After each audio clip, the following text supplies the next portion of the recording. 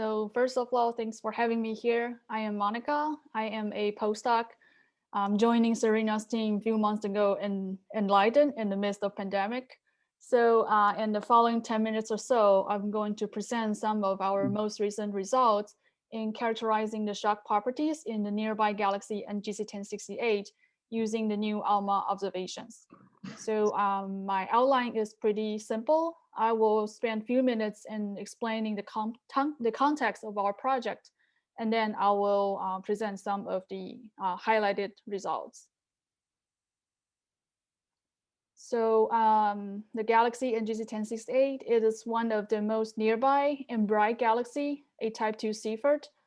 And it also is a composite starburst and AGN galaxy, which like all these traits, it makes this galaxy a one-of-the-kind target for especially studying the feedback from the starburst and AGN activity in the same environment. So it's quite a busy target that people often stop by.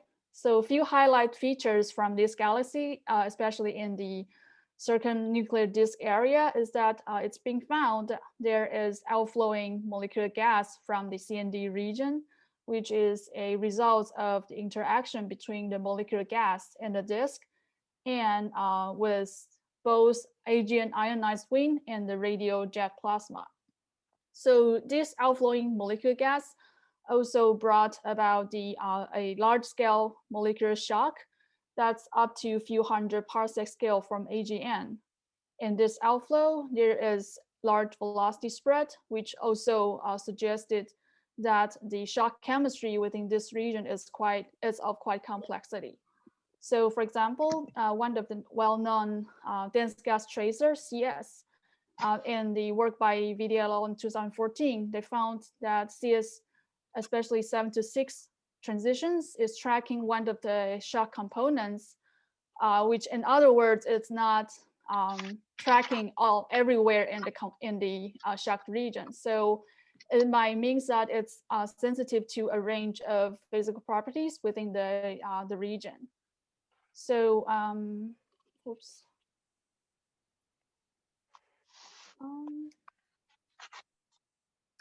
Okay, so following that, in the work by KDL 2017, they utilized Plateau de Boer PDBI observations at spatial resolution of 1 arcsecond in targeting SIO 322 and HNCO 625 transition. These two are the well-known shock tracers. So on the top right here, I put there one of their key results, which is the overlay of the SIO transition in color and HNCO transition in terms of the contours. So two things can be highlighted from this overlay map.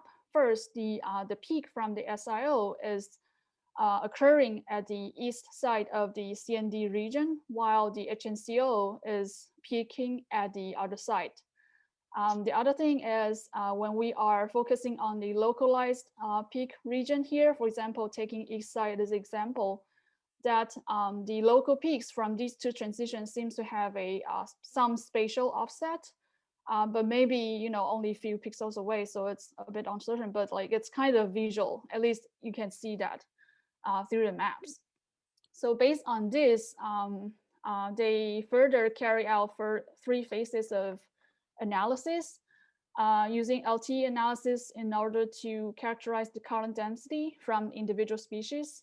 And also they perform the radiative transfer analysis with radix modeling in order to further characterize the gas properties such as gas temperature and density.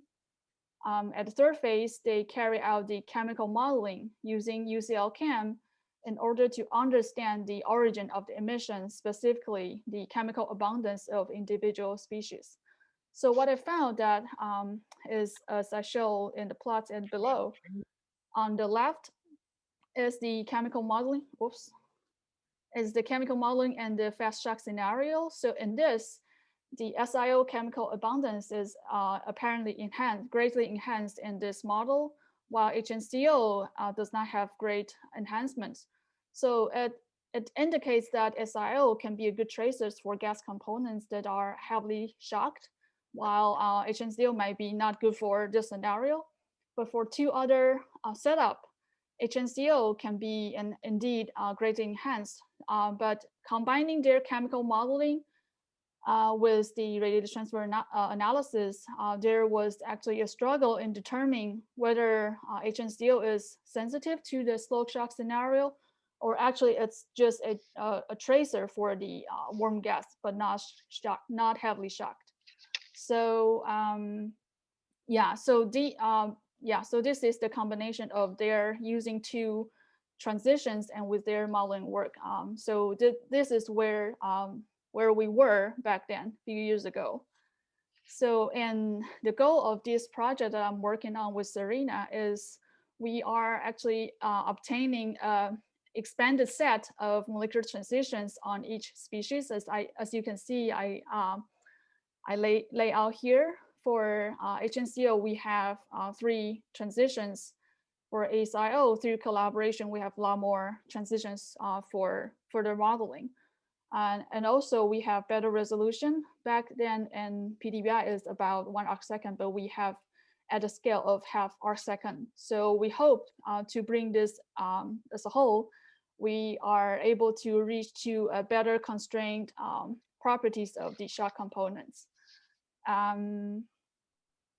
So we are handpicking few regions in the CND and also one region in the starburst ring in order to compare the radiation excitation conditions and so on.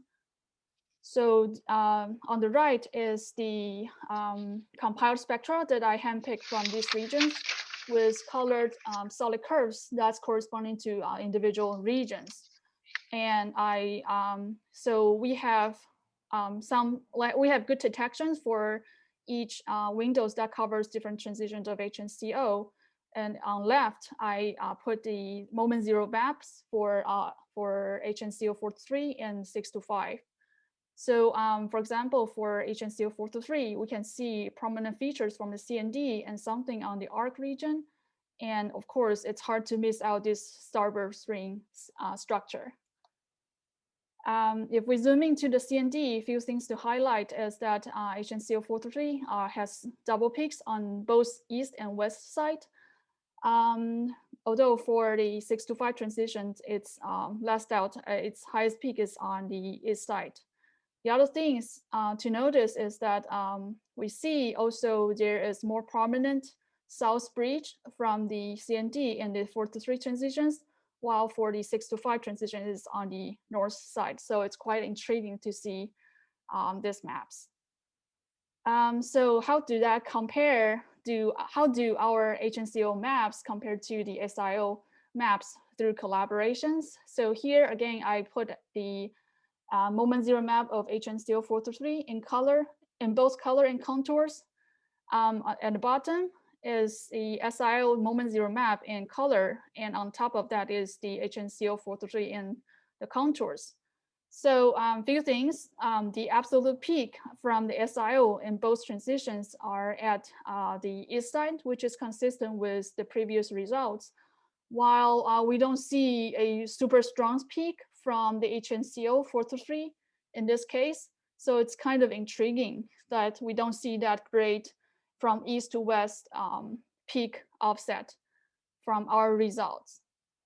So the other case is using HNCO 625 with the two same SIO transitions.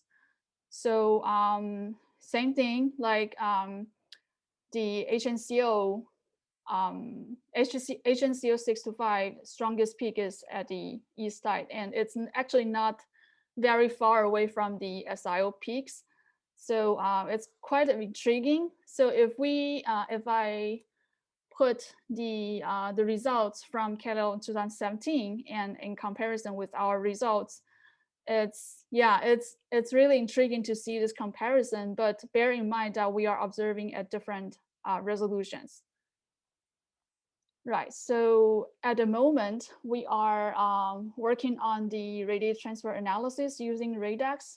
So on the top right here is the parameter space exploration done by Cat et al. In 2017. where they explore through the gas temperature and the gas density. And these 4 plots are the chi-square maps that they drew from 4 locations around the CND. So back then, they reached at the stage that they couldn't find a very well constrained, satisfying parameter sets in order to make further interpretation. So our goal, like hopefully, we can draw better constrained solutions onto that. So hopefully, we will bring some good news in the near future. So please stay tuned.